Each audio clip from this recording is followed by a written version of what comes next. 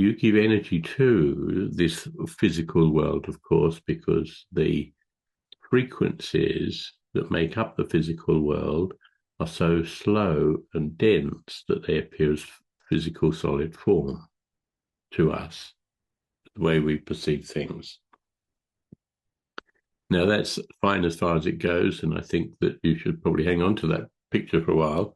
But if we take it into a personal level about our own reality and how that unfolds within the bigger picture of the solidity or the apparent solidity of the world that we live on. So then we have a very different point of view about what's actually happening.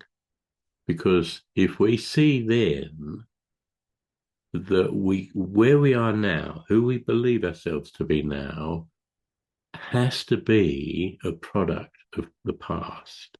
And this is another thing that I've spoken about many times, about each moment of our lives is separate, but then we join them all together to create a movie, a video. But each moment in our life arises out of the previous moment.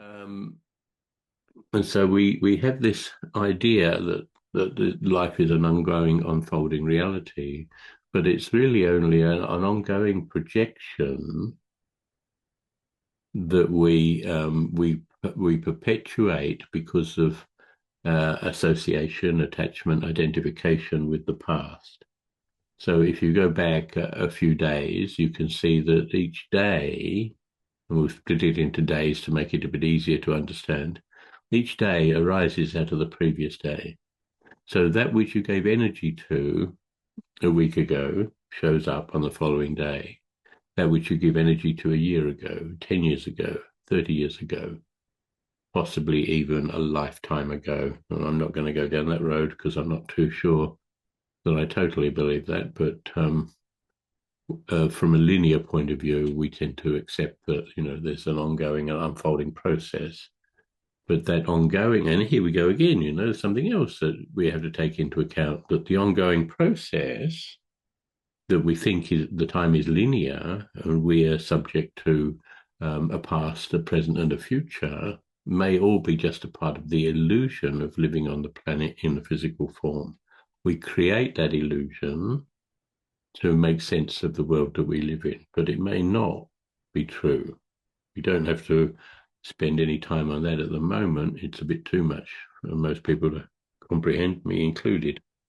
But if we recognize that our past has created this moment, if then we say, well, this moment is going to create my next moment, what am I putting in to this field of information, this holoverse, this matrix now? Most of the time, we don't know what we're putting.